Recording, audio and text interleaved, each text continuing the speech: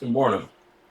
Today I'm going to tell you guys about how to make six figures a year. So, right now I'm a network engineer, but I'm also a handyman on the side. So, I've been doing this probably for about the last 4 years. I really didn't start doing the handyman stuff until this year, um, mainly due to the advisement of my oldest brother. My oldest brother is a handyman. He's been doing facilities maintenance now for years and years.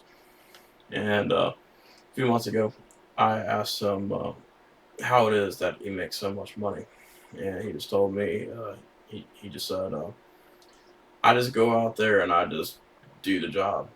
He doesn't care if he doesn't know something. He's pretty much fearless. He goes out there and he just gets the jobs. He gets the work. Um, so I myself have been trying to get to that point as well now. So as I said before, I'm a network engineer. That's really the only the title that I've had for like the last year.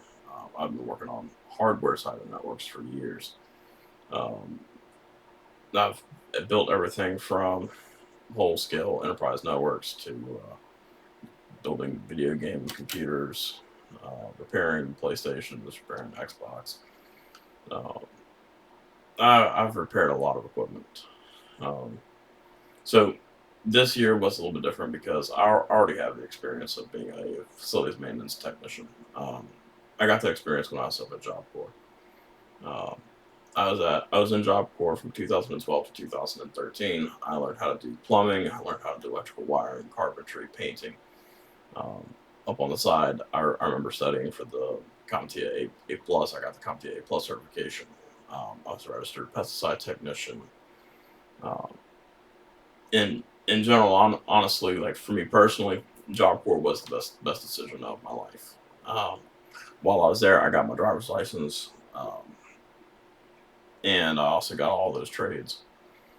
So I learned a lot, and I do utilize that experience that I get every single day.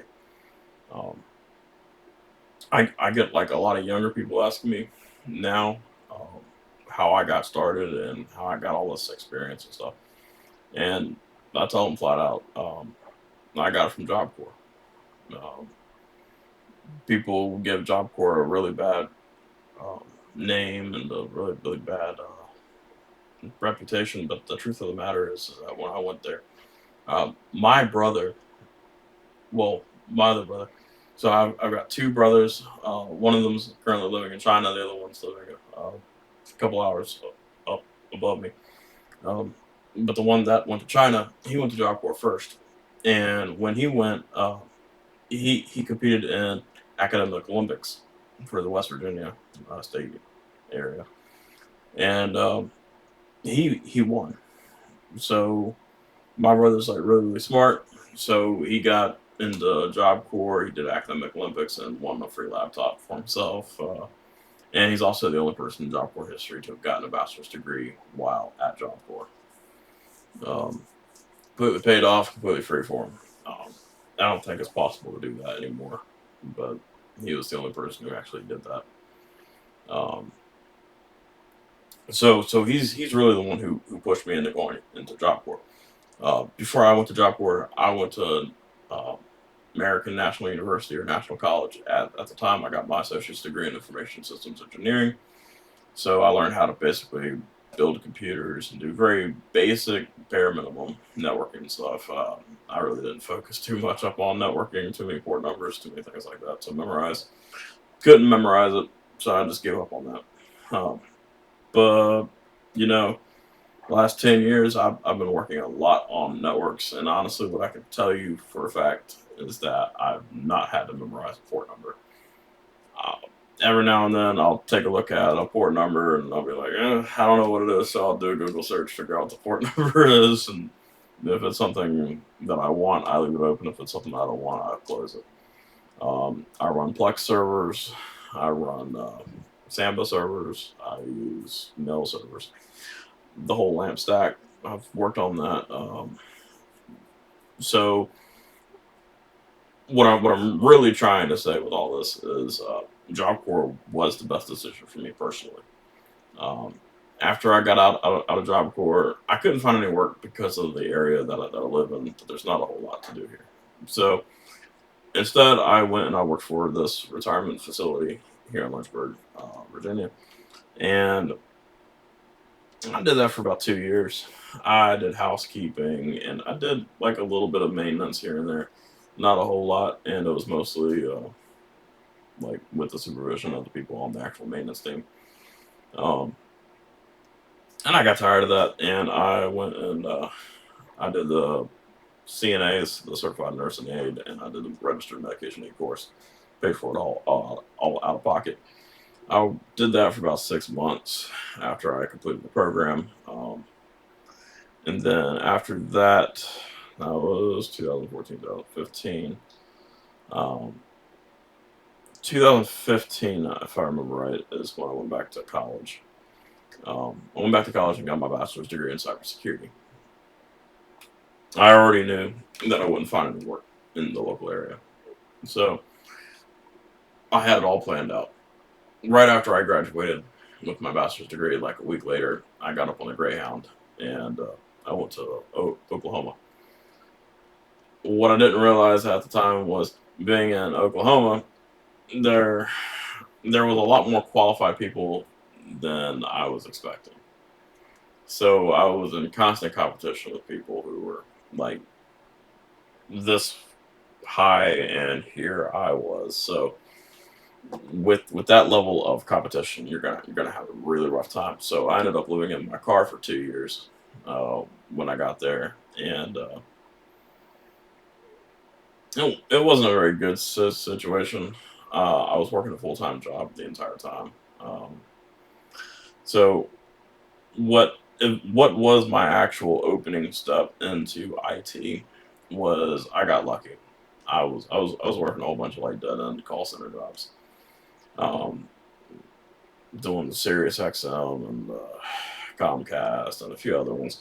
So after I did all of these call center jobs, like I applied to this company called Emphasis, and they were just looking for warm bodies to fill the seats, right? So I get in there, and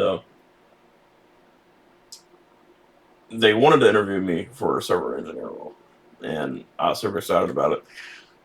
But by then, I had already forgotten everything that I knew about computers, servers, and all that stuff. So I completely like flunked up on their like interview. So I ended up on like the help desk.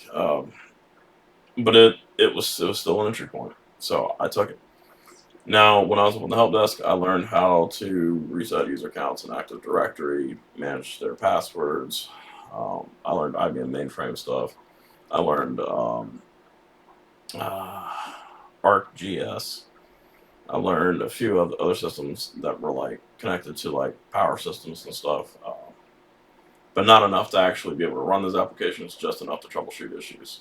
Um, so what I did was after after I got terminated from that job because well I was living in my car, I ended up getting bed bugs and things. Those things are horrible to get rid of.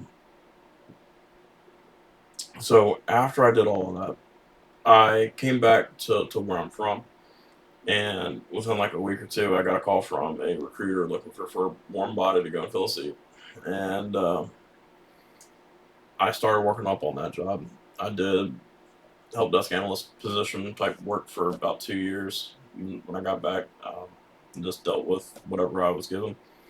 Um, the one thing that I learned from this new position was that if you really want to get ahead, take the applications that nobody else wants to support, nobody else wants to be the ownership of, right?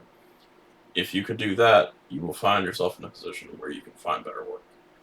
Um, so, for me personally, what I ended up doing was after about 2 years of working up on the help desk, I got involved up on like a project to like upgrade like a whole bunch of stuff. And after the upgrade, that I started like paying attention to me. I started getting involved in like other applications and started trying to figure out things because I don't. I don't like customers having to wait for solutions. So while I was up on the help desk, I bought this piece of software called MyBase. MyBase is a